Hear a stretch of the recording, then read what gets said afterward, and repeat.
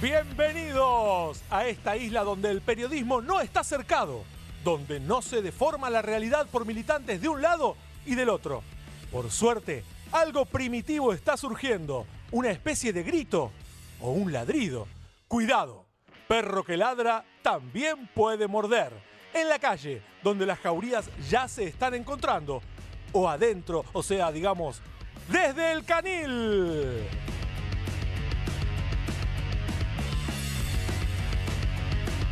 Scott Bessent a los gritos en la Casa Blanca.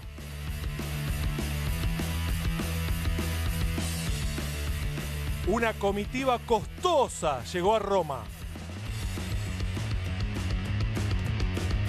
El Consejo del Salario se reúne antes del 1 de mayo. Lilia Lemoine se anota para primera dama. Buenas tardes, otra tarde llena de información acá en Desde el Canil, en Bravo TV. Ya tenemos un montón de información. Empezamos directamente con Cecilia Del Innocenti. Scott Bessent, el influencer de Luis Caputo, a los gritos en la Casa Blanca. El secretario del Tesoro de Estados Unidos, que viajó a la Argentina recientemente, todos recordamos, ¿no?, esta figura central para el gobierno argentino en relación a las negociaciones con el Fondo Monetario Internacional. Bueno, ahora hizo lo suyo, pero como miembro del gabinete de Donald Trump. Ustedes saben que Donald Trump eligió a dedo ciertos funcionarios que no se llevan bien entre sí, entre ellos Bessent, pero también Elon Musk, el magnate, el hombre más millonario del mundo, que no deja de provocarle dolores de cabeza al presidente de Estados Unidos. En este caso por una escena muy particular, cuyo video no trascendió, pero sí escaló a las principales portadas de todos los medios de Estados Unidos, que tiene que ver una pelea a tono muy alto que tuvieron Bessent y Elon Musk por un nombramiento clave del gabinete de Donald Trump. Sabemos que el gobierno republicano se acerca a los 100 días de gobierno y al igual que en todos los presidencialismos, los primeros 100 días son clave y todos se quieren anotar un porotito a favor.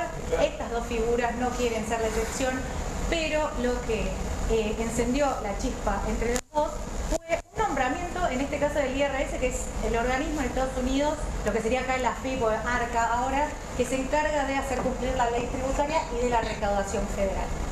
El tema fue básicamente que Elon Musk, que está en retirada del gobierno de Estados Unidos porque está peleado con todo el mundo, lo acusó a Scott Bessent de ser un agente de Soros, o sea, George Soros, ¿no?, el magnate ligado al Partido Republicano, porque Bessent básicamente lo que hizo fue quitarse de la influencia además en un nombramiento en este organismo que básicamente regula todo lo tributario y tiene que ver estrictamente con el área que maneja Scott Bessent, ¿no? Bueno, los insultos, o sea, eso fue el menor porque directamente Scott Bessent le dijo ándate a la M, inglés obviamente, y los gritos llegaron a tal nivel que la propia Giorgia Meloni, la primera ministra de Italia, que estaba de visita en la Casa Blanca, se horrorizó, digamos, a ver, es italiana, tampoco creo que se haya horrorizado tanto por un insulto, pero ese es el estado en el que está el gabinete de la primera potencia militar del mundo, que además está, como sabemos, enmarcada en su guerra arancelaria. Y ocurrió también en un momento clave como fue el anuncio de que nuestro ministro de Economía, Luis Caputo, va a viajar para reunirse con quien es como una especie de influencer para él, ¿no? Aquella persona del gobierno de Estados Unidos que defiende todo lo que fue el paquete fiscal, monetario y cambiario de la Argentina. Ahora, ¿Elon Musk se va o no se va? Porque venían diciendo que se iba. Elon Musk aparentemente va primero a reducir significativamente su presencia en el gabinete. Recordemos que él es el titular de lo que sería como una especie de dirección o departamento de eficiencia administrativa, lo que sería para nosotros Sturzenegger. Claro. De hecho, se han reunido, se han conocido.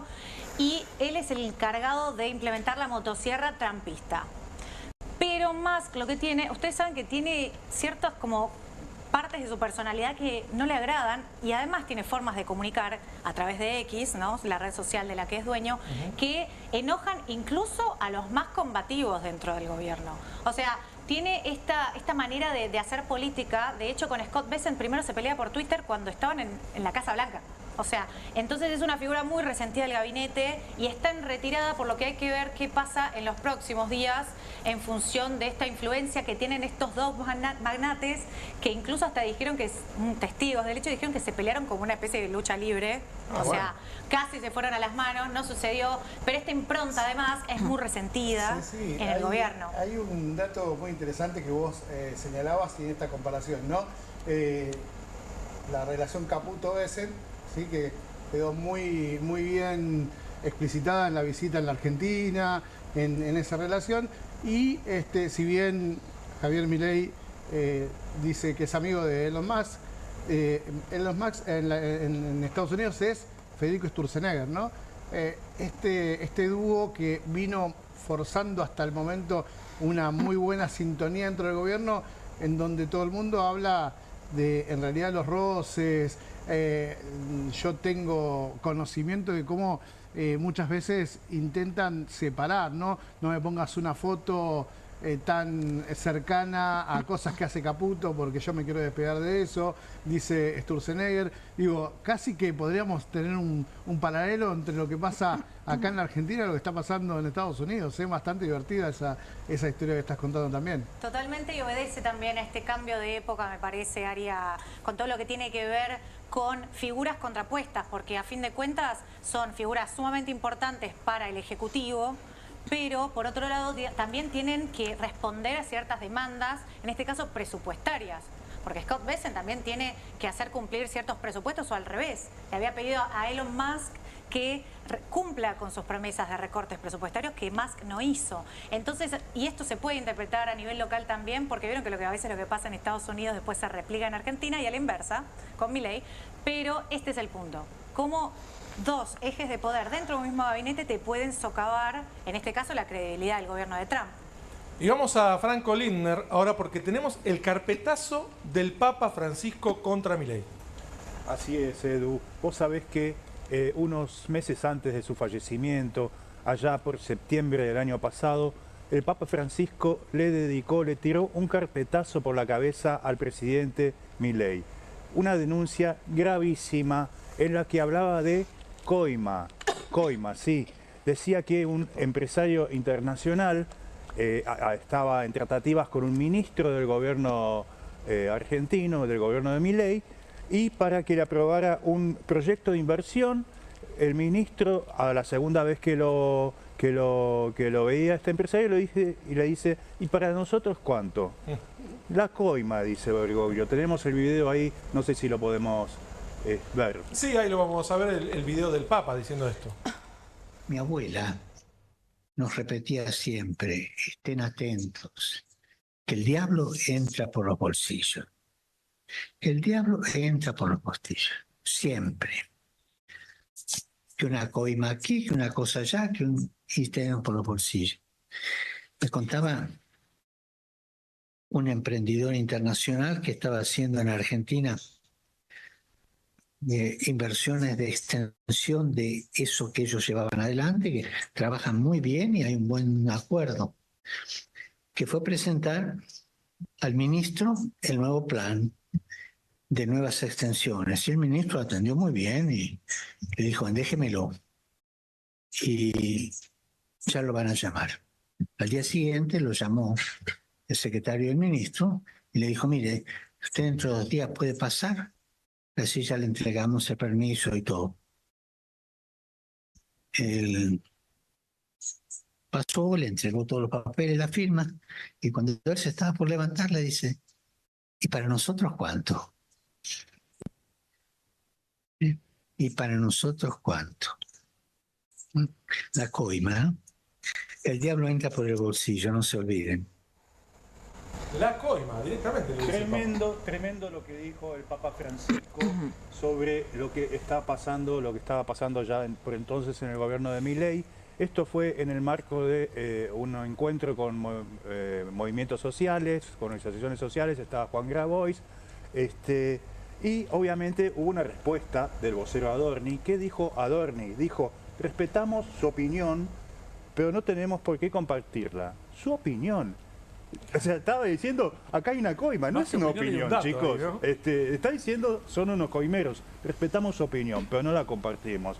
Terrible la respuesta de Adorni. ¿Y tenemos una pista de quién era Eso coimero? está en la justicia, ahora te cuento. No hay pistas porque el Papa no llegó a declarar ante la justicia. Hubo un abogado que lo conoce al Papa, se llama Jorge Monastersky, que hizo una denuncia ante la justicia, se abrió una causa y pidió que el Papa Francisco, como es un jefe de Estado, también es el jefe del Vaticano, y estaba hablando de una coima de otro Estado, se presentara a declarar ante la justicia. La causa nunca se movió, Bergoglio ya sabemos que no va a poder declarar, así que eso quedó en la nada. Pero el tema de las coimas, para Bergoglio, habla de una insensibilidad social, porque es plata que no se destina a otros lugares donde sí se necesita. Insensibilidad social que también tiene que ver con, por ejemplo, una represión salvaje, desmedida, como la que en la calle aplica este gobierno, cosa de la que también habló Bergoglio ese mismo día. No sé si lo podemos ver. Ahí lo vamos a escuchar. Una represión, un filmado de una represión, hace una semana, menos quizás.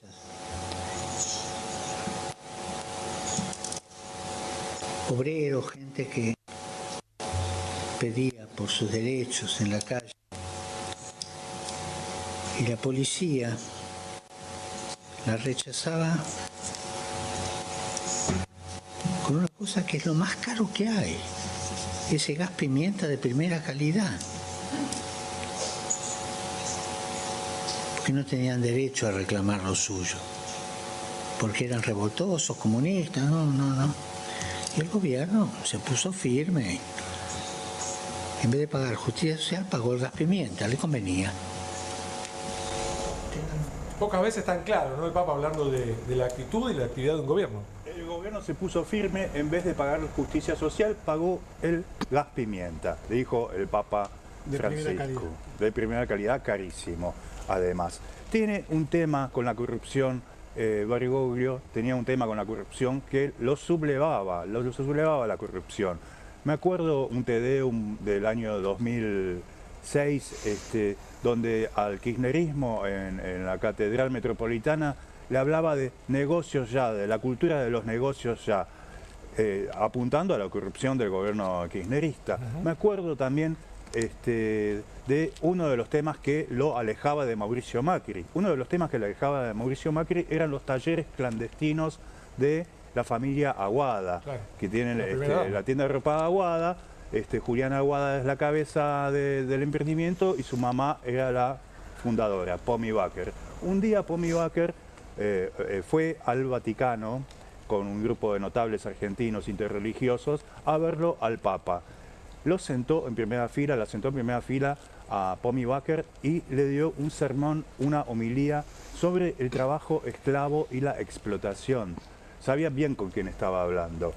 Así que hay una cosa además en este Papa que lo aleja tanto de estos temas de coimas y corrupción, que es la austeridad, el culto de la austeridad que hace. Vos fijate que es el primer Papa que intentó transparentar los manejos del Banco Vaticano, es un Papa que vivió lo más lejos posible del lujo, y además es un Papa que renunció a su sueldo. Le hubiera correspondido ganar 340.000 euros al año, un sueldazo. Dijo no.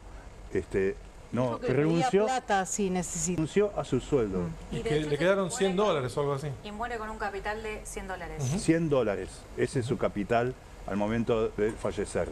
Y Franco, me imagino que no hay tanta coima en Alemania, pero ¿cómo se dice coima en alemán? Hay y mucha también. Se dice Bestechungsgeld. Bueno, no lo voy a repetir. Vamos con Natalia Lavacarezza. Una comitiva costosa llegó a Roma. Costosa. ¿Sabes que le quería agregar algo a Franco con respecto a todo esto del Papa, ¿no? Contaba recién Franco esto de la denuncia que hizo el Papa en su momento. A los pocos días comenzó a correr el rumor de que ese ministro podía ser Mario Russo, el ministro de Salud en ese momento. Lo contaron en Clarín, sí. Exacto, lo contó Bonelli en Clarín. Y entonces ahí viene la polémica, porque a los pocos días va Sandra Petovelo a visitar al Papa, la ministra de Capital Humano, y aparentemente es ella la que le habría dado esta versión o este nombre al Papa. Ella después lo desmintió, que fue así, pero bueno, se decía que por esta supuesta coima lo habían echado a Mario Russo del Ministerio de Salud de la Nación. Quería como culminar la historia esa de cómo había terminado, ¿no? Eso que después tuvo sus consecuencias, salió públicamente. Pero bueno, fíjate que judicialmente está muerto el tema. Muerto, y sí. Bueno, hablando esto del Papa y de Milei, llegó esta tarde a Roma, ya lo estaban esperando periodistas españoles, argentinos, en la puerta del hotel que intentaron ocultar. Hoy preguntaba yo a gente de presidencia, bueno, ¿dónde va a estar hospedado el presidente? Algo habitual, que es lo mínimo que te informa. No te digo que me digas la agenda completa de lo que va a hacer. No te lo podemos dar por cuestiones de seguridad. Entonces, bueno, yo dije, bueno, me voy a poner a investigar dónde había ido la última vez, ¿no? Que fue a Roma el presidente. Bueno, fue al Hotel Intercontinental y casualmente, luego de que lo estaban esperando, cuando llegó los medios, llegó el presidente con toda la comitiva de 7 funcionarios, estaban ahí en el Hotel Intercontinental. Yo entré a mirar la página y digo, a ver cuánto sale este hotel. Debe ser barato. La habitación más baratita, o sea, la básica, ¿no? Que no es la que va. El presidente sale 1.200 euros la noche, ¿no? O sea, está bien, ellos van a estar 2 noches. Tranqui. Cama King, por lo menos tiene. Esa es la más barata, o sea, de ahí, de $3.000 para arriba, para el target presidencial, ¿no? Y Milei llega con una comitiva. Él dijo que era chiquitita, ¿no? Pero bueno, la verdad no es tan chiquita porque lleva 7 funcionarios y a eso le tenés que sumar el jefe de la Casa Militar, la seguridad presidencial, el cuerpo médico presidencial, la gente de redes, porque siempre lo filman, bueno, los asesores de cada uno de los ministros. No menos de 70 personas deben Y ser. por lo menos yo había contado entre 30 y 40, pero bueno, es un viaje costoso que hoy no nos vamos a enterar el costo. Generalmente se pasa el resumen en lo que tiene que ver con, lo suben a una página de internet que dicen los gastos que tiene la presidencia una vez que culmine el viaje. Va a estar pocos días, ya mismo el sábado de la noche, después de que participe del entierro del Papa Francisco en lo que va a ser primero la ceremonia de jefes de Estado, que se va a hacer en San Pedro, y después en la Basílica de Santa María la Grande, que es donde va a terminar enterrado el cuerpo del Papa Francisco. Milei va a tener un lugar privilegiado en primera fila, obviamente por ser el jefe de Estado argentino, el país del cual era oriundo el Papa Francisco. Va a estar muy cerquita la primer ministro italiana. Seguramente le van a dar un lugar preferencial al presidente de Estados Unidos, Donald Trump. Pero bueno, he preguntado, bueno, ¿hay alguna posibilidad de algún cruce, de alguna reunión? No va a haber reuniones bilaterales, me decían hoy en la Casa Rosada, no está previsto. Puede ser que se crucen en una entrada, un saludo, un gesto de manos, pero nada de reunión, incluso informales ni formales. Nada. Nati, ¿es cierto que llegó tarde Milei? A ver, se dice que llegó tarde porque obviamente lo que fue la peregrinación de los fieles a ver los restos del Papa Francisco tenía una hora de culminación, que era hoy cerca de las 6, 5 de la tarde, y Milei llegó después, no llegó a esa ceremonia, digamos. No era la intención del gobierno tampoco asistir a visitar al féretro, a cajón abierto, digamos. No lo va a ver en esas circunstancias, lo va a ver a cajón cerrado y ya con, digamos, con la ceremonia oficial que prepara el Vaticano. Entiendo que van a ser más de 50 jefes de estados, dirigentes políticos de todo el mundo, más de 100 invitados, por lo cual es algo multitudinario. Va a ser, arranca a las 5 de la mañana, hora argentina, mañana. Así que, bueno, van a estar obviamente todos los canales de noticias siguiendo el minuto a minuto de lo que va a ser esta histórica ceremonia. Todos los ojos del mundo mirando eso. Y Ariel Maciel nos trae que el Consejo del Salario se reúne antes del Día del Trabajador para actualizar el salario mínimo vital y móvil. 30 de abril es la fecha que convocó el gobierno a los empresarios y a los sindicatos para la reunión del Consejo del Salario para poder establecer un salario mínimo vital y móvil acorde a reclamos de aumentos, digamos, ¿no? De actualización. En realidad se va corriendo de manera mensual, pero cada tanto se tienen que reunir para poder fijar una nueva fórmula, básicamente porque van quedando atrasados. ¿Qué es lo que van a pedir los gremios? Una actualización entre el 110 y el 120%. Claramente creen que no van a lograr ese plan, más teniendo en cuenta que el gobierno está topeando las homologaciones de acuerdos sindicales que están por encima de lo que ellos esperan como expectativa de inflación. Dicen que no pueden soltar más de eso y no homologa aquello que está por arriba de esos porcentajes. En su momento era el 1% más o menos mensual, ¿no? Pero bueno, ya la inflación se fue casi a 4%. Claro, digamos, a ver, se quedaron con el crawling peg que desapareció. En realidad, bueno, más o menos, ¿no? Porque hubo una devaluación, ahora vuelve ese crawling y del 1% y quieren mantener, dicen para muchos, es una teoría de la economía, ¿no? Si suben los sueldos como costos, empiezan a subir también los alimentos, en realidad todos los productos finales, y eso aplica a la inflación. Ahora, te decía, los gremios 110, 120%. No nos van a dar eso, dice. Entonces, por lo menos esperamos que sea un 70%. ¿Por qué estamos hablando de estos números? Básicamente porque con un 70% lo que lograría una canasta, en realidad un salario mínimo vital y móvil, sería superar apenas la canasta básica de alimentos, o sea, no ser indigente. ¿Se entiende hoy, actualmente? ¿De qué número hablamos más o menos? Claro, digo, si por ejemplo, si vos empezás a mirar con atención qué está pasando hoy con este salario mínimo vital y móvil, lo que está sugiriendo en realidad es llegar a un total de unos 300.000 pesos, porque ahora es de 296.832 pesos el salario mínimo vital y móvil. ¿Sí? Eso es lo que lo básico, digo, ¿no? Estamos hablando de miseria. Y lo que están buscando es, por lo menos, superar la canasta básica de alimentos. ¿Qué piensan los empresarios? Digo, uno pide 110, 120, negociarían en 70. ¿Cuánto crees que pueden llegar a ofrecer los empresarios? Yo te doy una pista, mira, sí. 0. Nada, ¿no? ¿Sí? Van a ir sin ningún tipo de propuesta. Van a decir, digamos, si quieren, podemos negociar el 1%, que es el que se plantea. Si quieren, podemos sumar en los meses, no mucho más del 10%. Por lo tanto, no va a haber acuerdo.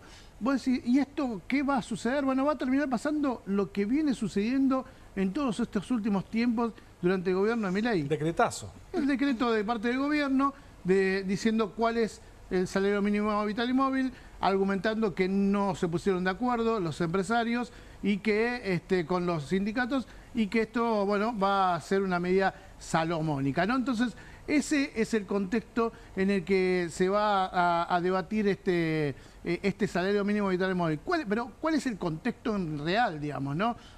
Tenemos unos que no van a proponer nada, otros que dicen que van a proponer demasiado, y el gobierno que va a partir aguas y va a seguir buscando que la inflación, el ancla de la inflación sea la caída de los salarios. ¿Cuál es el punto, el contexto que hay? Bueno, que la inflación también se baja con la importación, ¿sí? Con la importación y haciendo menos costoso el producto final. ¿Qué está pasando ahora? ¿Sabes qué? Hay un empresario que en un streaming industrial, se llama La Fábrica Podcast, es streaming, charlan, son empresarios jóvenes que hablan con empresarios mano a mano, y pueden decir algo que en general no están acostumbrados a decirlo de manera pública. Y nosotros veníamos pensando, preguntando qué estaba pasando con el tema de la importación. Alguna vez acá contamos que durante el gobierno de Mauricio Macri había un funcionario de la Secretaría de Industria que les decía a los empresarios: ustedes se tienen que transformar en productores de cerveza artesanal. ¿Se acuerda que habían florecido bares de cerveza artesanal por todos lados? Y me acuerdo un empresario que presidía, estaba dentro de una cámara de calzado, decía: mi abuelo hacía parado de zapatos, mi papá hacía parado de zapatos. ¿Estás hablando en serio que me voy a poner una cervecería artesanal? Bueno, ahora el dueño de una empresa de colchones muy importante reveló que el gobierno les está diciendo casi lo mismo. No le dice ahora que se cambien de rubro. Lo que le dicen es, deja de producir acá los colchones, compralos. Traerlos importados y bajar el precio. Ariel, si volvemos al salario mínimo vital y móvil que decías, está abajo incluso de lo que es la inflación, la jubilación mínima. Sí, claro, bueno, no. Es realmente en el piso. Claramente estamos hablando de un salario vital y móvil inexistente, simbólico. Como la boleta de luz, ¿no? más o menos. No, claro, olvídate, no tenés, digamos, ¿Te vino eso? Depende de... Ahí está el colchonero del que hablábamos. Ahí ¿ves? está, sí, exactamente. Que ahí estaba hablando que le decía, bueno, está cayendo el consumo, está caro, necesitamos cuotas, ¿cómo hacemos las cuotas? Bueno, básicamente importá que te va a salir más barato. Y seguimos con el tema económico porque Eugenia Mucio va a hablar del Banco Nación, que está un paso más cerca de la privatización. Sí, así es. En realidad hay una movida que pasó esta semana que en realidad lo acerca un poquito. A ver, Banco Nación estaba en la lista de privatizables de la ley Bases, que después se fue modificando, quedó por fuera de esta lista y hace muy poquito, hace unos meses, el gobierno la quiso transformar en SA, ahora tiene una medida cautelar, todavía no lo puede hacer, pero que demuestra que está en camino a la privatización. Hubo un movimiento medio oculto durante esta semana, que fue la salida del Banco Nación de Avapra. Avapra es la entidad que reúne a los bancos provinciales, municipales de todo el país y que el Banco Nación preside. Y digo preside porque todavía no se aceptó siquiera la carta de renuncia, que la tiene que incluso aceptar el propio titular del Banco Nación, que es Daniel Tillard. Se envía esta carta de renuncia en completo silencio, sin dar ningún tipo de explicación, ni desde Avapra, ni desde el Banco Nación. Y bueno, empezamos a averiguar un poco qué es lo que estaba pasando. Por un lado, hay un enojo hacia adentro de Avapra, porque hubo un momento en el que, y seguramente hayan visto las noticias, de que el Banco Nación está sacando sucursales de municipios que suben las tasas municipales o de provincias en las que también subieron los ingresos brutos. Bueno, cuando empiezan a subir las provincias y los municipios estos ingresos brutos, hay un comunicado en conjunto de los bancos nacionales, privados y los bancos internacionales también privados, ABA y ADEVA, son muchos nombres, pero son las diferentes entidades que según el origen del capital de estos bancos se agrupan, diciendo, bueno, que era un exceso, obviamente quejándose de estos impuestos. Avapra se suma, porque el Banco Nación se quiere sumar. Entonces, ¿qué pasa? Va en contra de los intereses de los bancos municipales, cooperativos y provinciales que están dentro de Avapra. Empezó a crecer la tensión respecto de eso y hubo una reunión en la que dicen que Tillard dijo, bueno, yo igual, si ustedes quieren, yo me voy, soy lo suficientemente grande para irme solo. Y esa es la excusa política que encuentra el Banco Nación para irse ahora de esta agrupación. Pero ¿qué pasa detrás de esto?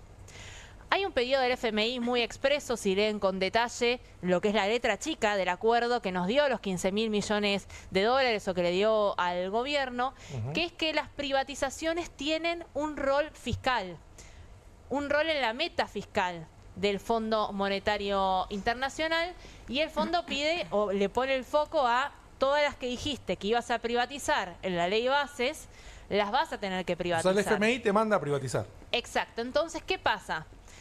El Banco Nación estaba en esa lista, se salió de esa lista, se está buscando por otro lado privatizarla. Otra de las acciones que quiere hacer el gobierno con este banco es enviarla a Wall Street, que cotice en la bolsa de Nueva York, y para eso teme que le pase lo que hoy, por ejemplo, pasa con YPF. YPF, empresa estatal, en realidad con participación mayoritaria estatal, pero tiene la silla más importante ahí, el gobierno. Es considerado hoy en día un activo de riesgo. ¿Por qué? Porque las decisiones del gobierno inciden en lo que pase con YPF. Entonces fluctúa mucho en la bolsa de Nueva York. Tanto Banco Nación como también hay otras empresas como AISA, como Metrogas, son las que el gobierno quiere salir a cotizar en bolsa y quiere que para llegado ese momento se haya desprendido de todo lo público. Ahora una cosa Todo es lo cotizar en público, bolsa sí. y otra es que alguien lo compre. ¿Puede pasar que el Banco Nación sea comprado por un banco internacional más grande? Falta mucho, pero no es ilógico pensarlo. ¿Por qué? Porque hoy el Banco Nación tiene una cartera de clientes enorme. Es el banco más grande de toda la Argentina y es sobre todo el que sostiene los créditos productivos, los créditos al campo, los créditos al consumo. Entonces, imagínense si llega el proceso a darse para que justamente todo el capital del Banco Nación pueda llegar a ser privado, entonces va a tener que venir alguien del exterior o un banco mucho más grande a comprarlo también y comprar toda su cartera. Tenemos muchísima más información, pero ahora nos vamos a un corte para seguir en un rato con todo lo que tenemos acá en Desde el Canil.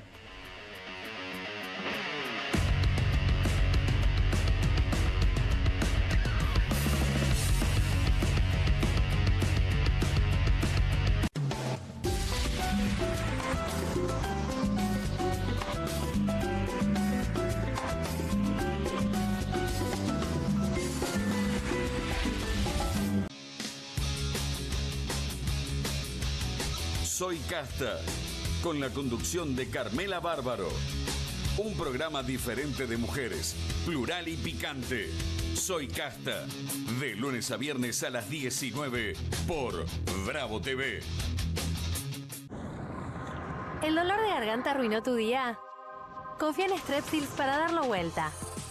Su doble efecto actúa de manera local, aliviando el dolor y la inflamación en tan solo 2 minutos. Y con un efecto duradero de hasta por 4 horas. Decile chau al dolor de garganta con Strepsils. Qué bien me caen los que viven como si nadie los estuviese mirando. La que no se queda en el fueguito. ¿Ves como si nadie te estuviese mirando? Confía en tu frescura. Topline. Seguí la línea de tu frescura. 1, 2. Bueno, dale, arranca. ¡Pará! ¡Mike! ¿Van a hacer el video con el inodoro con manchas de sarro? Pero si siempre uso lavandina. Eso no lo remueve. ¿Por qué no probás limpiando con Harpic? Que llega a los rincones más difíciles eliminando por completo el sarro y desinfectando. ¡Vamos!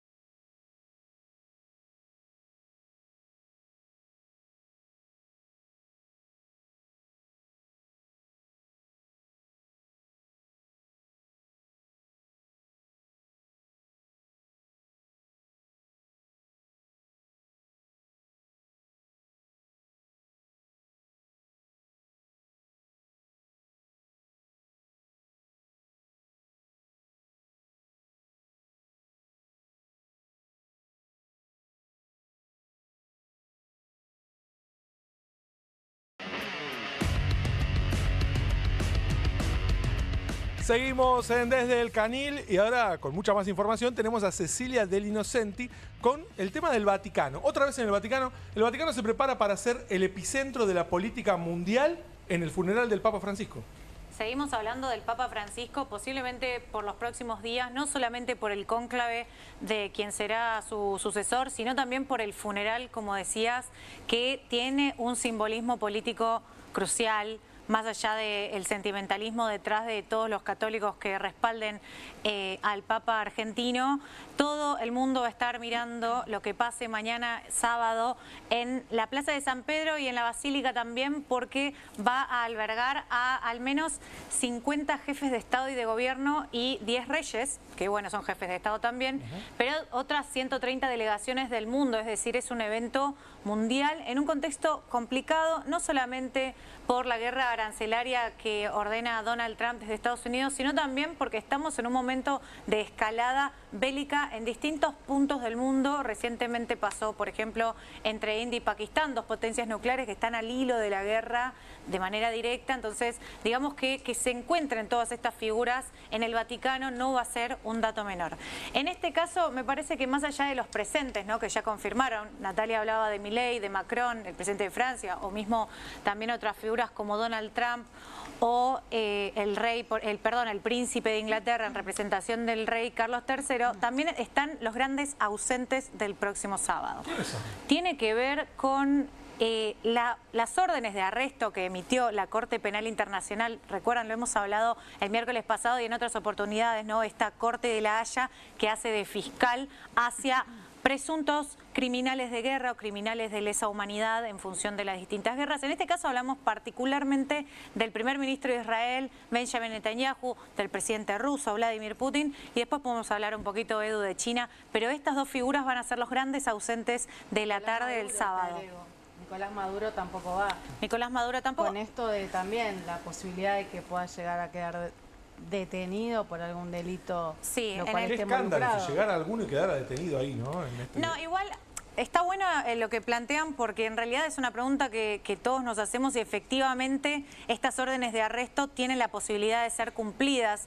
Tenemos un antecedente, el expresidente Duterte de Filipinas, que ha sido detenido y está preso en La Haya, por ejemplo. En el caso de Vladimir Putin y Netanyahu no van a ir, pero igual no podrían ir presos porque todavía Italia no presentó todo el debido proceso legal para que efectivamente la justicia y la policía pueda actuar sobre líderes mundiales, porque todos los países que adhieren a la Corte Penal después tienen mecanismos internos para hacer efectivas las órdenes de arresto. Y en el caso de Maduro es interesante el caso porque si bien está siendo investigado por el fiscal Karim Khan de la Corte Penal Internacional, todavía no hay pruebas suficientes para emitir una orden de arresto, a diferencia del premier israelí y el presidente ruso. Ellos no van a ir, van a mandar, en el caso de Vladimir Putin, él defendió a Francisco como uno de los promotores del humanismo a nivel global. Curioso, porque hace 2 días mataron a 70 civiles en Ucrania, pero va a mandar a un alto funcionario, al ministro de Cultura, la ministra de Cultura, y en el caso de Netanyahu ni siquiera va a mandar a ningún representante del gobierno de Israel. Va a ir directamente el embajador acreditado en el Vaticano en representación de los israelíes, a pesar del acercamiento que el Papa Francisco impulsó a nivel interreligioso, pero que recordamos que fue muy crítico con el accionar de Israel en Gaza. Veremos entonces, sí. No, le quería preguntar, porque ahí lo veíamos a Lula, ¿no? A Lula da Silva, que también se está viendo como una figura de relevancia, sobre todo para la Argentina, ¿no?, que tiene una muy mala relación con Milei. Digo, ¿cuál va a ser la importancia de su presencia también?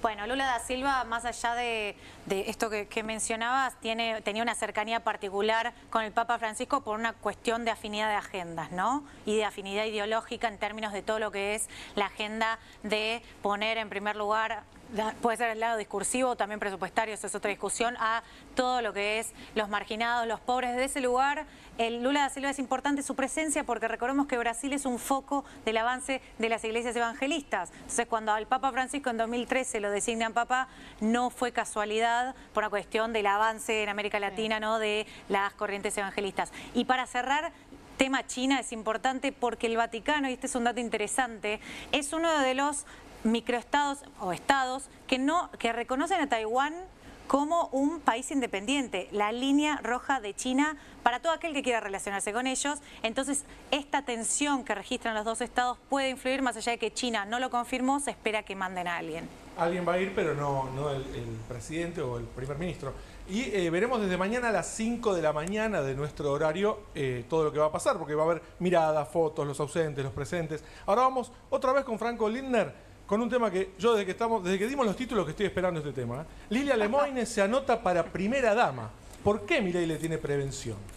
Vos sabés, Edu, que desde que quedó vacante el casillero de primera dama, desde que se fue Yuyito, empezó la pelea por la sucesión. Se fue Yuyito y arrancó la sucesión.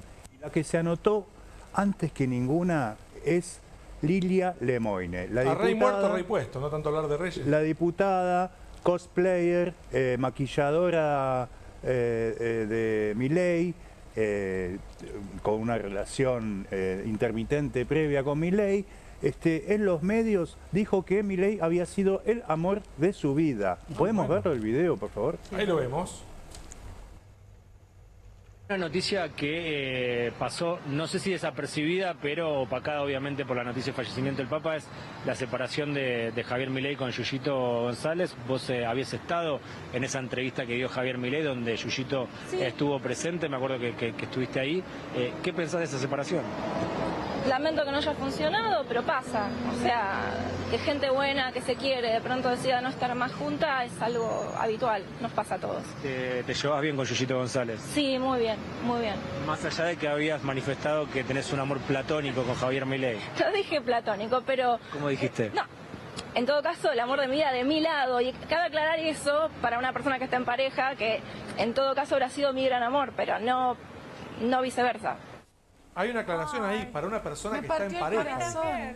Ya no está en pareja, así que ahí hay un lugar para... Edu, llevaba horas soltero el presidente y sale Lemoyne a decir que es el amor de su vida. ¿No? Sos el amor de mi vida. ¿Ella es la que lo maquilla al presidente? Sí, siempre. No sé si hay mucho amor ahí. Bueno, ahora te voy a explicar eso. O sea, porque ese día es el único que le deja. Lo maquilla mucho porque lo quiere mucho. Ahora vamos, paciencia. Ese día ella no viajó porque fue una de las peleas. Hay un dato que hay un video en streaming donde la propia Lemoyne dice que ella es poco para él. Digo, porque él, digamos, él es demasiado... Sería demasiado para eso. Considera una divinidad. Claro. Ella coincide con él en que es un elegido por Dios. Ella cree que eso es cierto, igual que Milei. Mira, algún tipo de poder tiene sobre Milei, porque acá es donde se pone interesante el tema.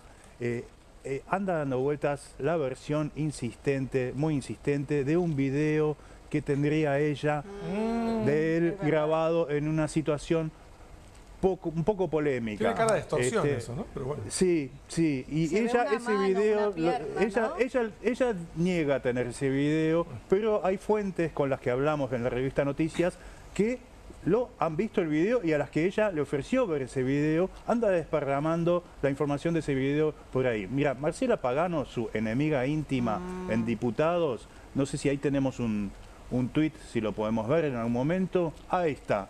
En ese tuit, Marcela Pagano la acusa de grabar videos y extorsionar a los que graba. Y dice que anda vociferando en todos lados sobre el material confidencial que tiene. Está hablando del video de Milei. Claro. Ahora, ¿qué hay en ese video de Milei? Las fuentes que lo vieron cuentan lo siguiente. Ella es la que le suministraba el Somit, que es un somnífero en una época. Y él lo mezclaba con mango loco y le ponía 2 sobres de azúcar además. Somnífero y mango loco no puede ser bueno nunca. Mango loco y 2 sobres de azúcar. Y bueno, hay un video donde aparece él en un estado, en trance, tal vez sonámbulo, tal vez después del Somit, queriendo dolarizar todo. Dice, esa tele la voy a dolarizar. Este control remoto anda para la M porque no está dolarizado. Y termina hablando con Dios en ese video, según las versiones, según la gente que lo vio. Ese video es el que tiene en sus manos, el que tendría en sus manos Lilia Lemoyne. ¿Por qué guardar un video del amor de tu vida, no? Me parece que ahí... porque ese video puede derivar en no sabemos qué. O sea, hay alguien que es incondicional del presidente... Y conozco bien de cerca, es Lemoyne. Y es más, Yo te diría que empieces a averiguar los problemas de polleras entre Lemoine y Pagano. Acordate de esto, anótalo. Ahora, ¿no pasó nunca nada entre Lemoine y Milei entonces? ¿O no sabemos? Sí, obviamente pasó. Eso ya pasó. Pasó, mirá, Porque él habla le del tiene, amor de ahí, su vida. en el título decíamos que le tiene prevención. Le tiene miedo. Te cuento esto. Cuando empezó la relación con Fátima Flores, que fue la anterior primera dama, a Lilia Lemoine le agarró un ataque de celos que dicen que le hizo llegar una carpeta a un bailarín de Fátima para que se la diera a ella, con fotos de todas las chicas. Claro. En el cierre de campaña de octubre de 2023, en el Movistar Arena, Lilia Lemoine estaba en el escenario. Milei sabía que estaba en el escenario, no quería subir por esta pelea con Fátima. Estuvo 1 hora hasta subir. En las notas periodísticas se decía que había sido un problema de logística. No, estaba Lemoine en el escenario y él no quería subir. Santiago Caputo lo convenció de subir, no podemos esperar más. Total, no vas y no la saludás, no tenés que saludarla. Mucho problema de pollera. Subió y después de hablar, después del discurso, saludó a todos, menos a Lilia Lemoine. ¿Qué hizo Lilia Lemoine? Se fue corriendo al programa de Babi Echecopar y dio una nota escandalosa. Vamos a tener que seguir con esa novela después. Y hablando de campaña, aparece un personaje inesperado. Natalia Bacareza nos va a contar. Wanda se suma a la campaña acá en Buenos Aires. Parecería, ¿no? Porque, a ver, fue tendencia en las últimas horas un video que subió Wanda Nara. ¿Qué le podríamos decir? Conductora, modelo, empresaria, representante. ¿Cuál? Cantante ahora. Cantante, también cantante. Bueno, tiene, sí, en todos los rubros, bueno, y parece que también se mete un poquito en la política, ¿no? Mira, ¿quieren escuchar lo que le pide Wanda Nara al presidente de la Nación en plena campaña electoral? Y hubo varios que se engancharon a esto. Ahora lo vamos a ver, aprovecharon este reclamo de Wanda Nara al presidente de la Nación. A ver qué le pide Wanda al presidente. Para nuestro presidente, no sé si lo va a ver o alguien se lo puede hacer llegar. Queremos ver de incrementar, no sé si es a él al que nos tenemos que dirigir, que los perritos puedan entrar a los supermercados. Estamos muy mal acostumbradas de otros países donde vivimos y me encantaría adoptar las cosas buenas de otros lugares, que se puede ir con los perros a donde quieras. Porque me quedé fuera todo. Porque Franchi no quiere entrar al supermercado porque tiene que dejar a Cookie atada. Y bueno, nada, y los dueños de los perros tendrían que ser responsables, venir con toallitas, esa sería la idea de mi plan. Que vengan con las toallitas para limpiar si el perro hace algo y las bolsitas. Pero bueno, nos quedamos acá con Cookie afuera del supermercado. Nos dejaron afuera. Claro, Wanda está en otro level, chicos. Nosotros acá tenemos también varias cosas, porque nosotros tenemos nuestras mascotas acá guardadas, también dentro de los caniles. Estamos esperando que en realidad las traiga Milei algún día. Imaginarias, exactamente. Pero yo le cuento un poco a Wanda Nara, que en la ciudad de Buenos Aires hay algunas plazas que tienen bolsitas para que los dueños de las mascotas levanten las necesidades de sus mascotas, ¿no? Pero ella quiere que haya también en los supermercados. Hay en Estados Unidos y en algunos otros países europeos esto de que podés entrar. Es más, creo que en la Argentina hay un shopping que podés ir con mascota, que no me acuerdo cuál es, si alguno se acuerda. No, pero sería distinto a un supermercado porque está al alcance del perro cualquier cosa que quiera comer en una góndola, ¿no? Sería un poco complicado. Claro, el Bobby cerca de la parte de la carne, hay que atajarlo. Bueno, pero la idea es que uno lo pueda llegar a controlar. Sí, o si se utiliza en otro lado. Antes uno no se imaginaba. En Ramos, yo soy de Ramos Mejía y ahí me dejan entrar con el perro a todos lados. ¿Viste? O sea, es como muy local. Muy local. Pero las preocupaciones de Wanda son un termómetro social. Se lo pidió al presidente. El presidente no le contestó. Pero sí hubo otros candidatos de la ciudad de Buenos Aires que le contestaron a través de las redes sociales, un poco enganchándose de esta tendencia de Wanda Nara, que hizo este pedido al presidente de la Nación. No sé si lo tenemos. Uno de ellos es Yamil Santoro. A ver si lo tenemos a la No, ese es Larreta. Déjalo el de Larreta. que ahí le manda ese mensaje. A mí me importan las mascotas, dice. De hecho, vamos a impulsar junto a Emanuel Ferrayro, claro, que es uno de los candidatos que lo acompaña, que puedan ingresar a todos lados con sus dueños, incluido en el transporte público. A todos lados, dijo. ¿Qué supermercado? Transporte público es un tema de la ciudad y no del gobierno nacional. Mirá si viajás en el tren. Un lugar para la bicicleta y otro para los perros. ¿Viajarías en el subte, en el tren con tu mascota, a los bancos? Caniles en los trenes. Bueno, no sé, si no son peligrosos, viste que hay algunos que te ladran y hay que tener un... El shopping donde se puede entrar es el Alto Avellaneda, donde se puede entrar con algunas condiciones, visto algún shopping con algunas condiciones particulares, pero se puede entrar. Y tenemos también el tuit, ¿no?, de Yamil Santoro, otro de los candidatos también a la legislatura de la ciudad. Otro de los Santoros también. Otro Santoro. Este es el Santoro, no voy a decir si es el bueno o el malo, porque un Santoro. El de derecha, vamos a decir. El ex Libertad Avanza, el ex libertario, no sé si lo tenemos. Lo tenemos ahí. ¿Está? A ver si lo tenemos, el tuit, que también se agarra de este mensaje de Wanda Nara, donde, a ver qué dice. Hola Wanda, quería contarte que vi tu video pidiendo que se resuelva la posibilidad de que tu hija y el resto de las personas puedan entrar a supermercados y otros locales con sus mascotas. Acabo de presentar un proyecto de ley para justamente habilitar que aquellos locales que quieran puedan permitir el acceso siempre y cuando tengan las medidas de salubridad correspondientes. Eso ya no va a estar prohibido en la Ciudad de Buenos Aires si se aprueba este proyecto. Pásenla lindo con Cookie. Rápido, lo pide Wanda Nara y enseguida proyecto de ley. ¿Cómo decía Moria Kazan, ¿no? Colgarse de algo, no me acuerdo cómo era. Yamil ya es legislador, ¿no?, por la Ciudad de Buenos Aires, o sea que él va a renovar su banca si llega a acceder en las próximas elecciones que van a ser el 18 de mayo. Pero inmediatamente, bueno, aprovechó la volada y dijo, esta es la mía, esto es tendencia, yo le voy a responder a Wanda Nara. ¿Y qué me preguntabas recién vos? No, digo que aparte se lo criticaba a Larreta por hablar de mascotas y por hablar de dueños, ¿no? Porque los que tienen amigos de cuatro patas, como dicen ellos, o los que piensan en no son dueños porque no son cosas. Los amigos de cuatro patas son los de Milei, ya te digo. Los de Milei. Son los pero hijos, no los veo, no están. los hijes de Milei. Así que bueno, nosotros vamos a seguir todo lo que tenga que ver con animales y campaña y gobierno, y lo vamos a seguir acá. Y ahora vamos con Ariel y con Eugenia, que vamos a hablar de Georgieva en campaña. Seguimos con la campaña, pero nos vamos para el FMI. Exactamente, porque el mundo, la Argentina está mirando qué pasa con el Fondo Monetario Internacional.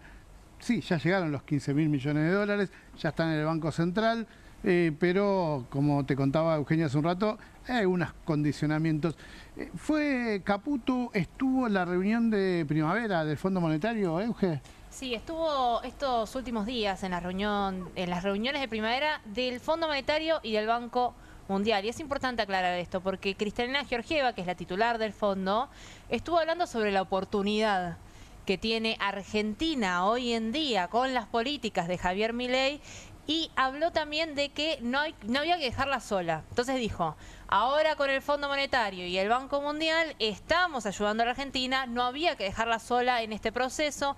Nombra algunos sectores estratégicos para Argentina, como son la minería, el agro, la energía, todos los sectores que están incluidos incluso en el RIGI, ¿no? Lo que nos da también a pensar de que estaba preparándose el acuerdo con el fondo cuando el gobierno hizo el régimen de grandes inversiones. Pero lo cierto es que dio un espaldarazo muy grande a la Argentina y Caputo se está yendo, en realidad todavía no, porque tiene la reunión con Scott Bessent.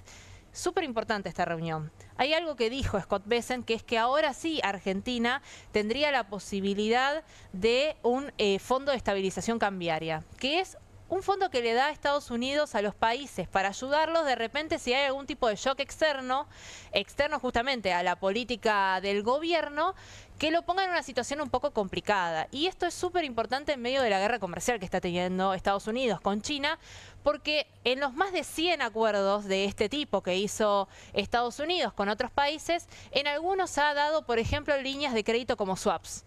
¿Con quién tiene Argentina un swap hoy vigente? Con China.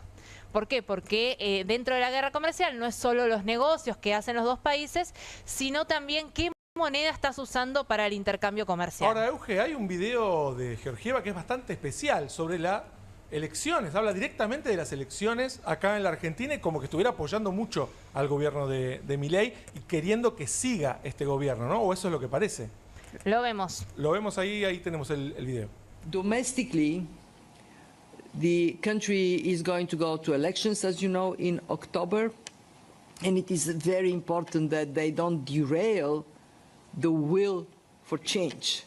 So far, we don't see that. We don't see that risk materializing. But I would urge Argentina, stay the course. Efectivamente, bueno, ahí la escuchábamos a Kristalina Georgieva hablando sobre las elecciones en la Argentina. Esto generó, y Nati también, digamos, lo puede contar, porque generó reacciones en el mundo de la política muy impactantes, porque, digo, desde la expresidenta Cristina Kirchner al gobernador Axel Kicillof, los volvió a juntar, los volvió a unir en pensamientos Georgieva, porque básicamente se metió en la campaña electoral, digo, ¿no? Empezó... Sí, la injerencia de un organismo, ¿no? Digo, como muchos presidentes o funcionarios evitan meterse o comprometerse con campañas o manifestar una predilección por alguien, bueno, en este caso, un organismo tan importante como el Fondo Monetario Internacional, que luego tuvo que retractarse, ¿no? De lo que no acomodarlo. Ahora vamos a escucharla, ¿no? Pero vos fíjate cómo lo que hablamos hasta hace un rato nada más, lo contaba Franco sobre, y hablaba Ceci también sobre la postura del Papa, evitando venir a Argentina porque nunca quería quedarse en el medio de alguna cuestión electoral. Bueno, Georgieva no tuvo ningún problema, agarró y dijo, la Argentina en las elecciones tiene que definir que tiene que ir para adelante. ¿No? Pero tuvo que salir... Eso no es ilegal, además. El tema es que... internacional, eso es injerencia. ¿No? Injerencia en los asuntos internos de otros países está prohibido por el derecho internacional. Exacto. Entre estados habría que chequear qué pasa con organismos supranacionales o internacionales, en este caso, como el FMI dentro del entramado de Bretton Woods, ¿no? Exactamente. Bueno, de la ONU. Es raro, sonó rarísimo, porque a la salida de una de estas reuniones, sin querer le preguntaron, ahí la encontraron a Georgieva en la calle, como si nos cruzábamos nosotros acá, y vino alguien y le preguntó, contame un poco más de esto de las elecciones de la Argentina, y dijo esto en el video, casi tratando de suavizar lo que había hecho un rato antes. Elections are for the Argentine people, not for us. What we have learned from experience is that very often before elections, governments weaken their resolve to reforms. So my message was to the government, stay the course for the benefit of growth in Argentina, for the benefit of the Argentine people. Elections. Básicamente lo que quiso decir en este caso Georgieva es, le estamos diciendo, advirtiendo al gobierno que no cambie el rumbo porque están en medio de elecciones. Que dijo inicialmente, generó una gran reacción y este video vino a suavizar un poquito. Yo le hablaba al gobierno, dice, no le hablaba a nadie más, pero ya se nos fue el programa, vamos a seguir con estos temas. Quédate ahora en la continuidad informativa de Bravo TV. Ya llega Soy Casta y nosotros te esperamos el lunes a las 6 de la tarde con mucha más información desde El Canil. Y recordá, no somos leones, pero somos periodistas de raza y vamos a mostrar los colmillos. ¡Chau!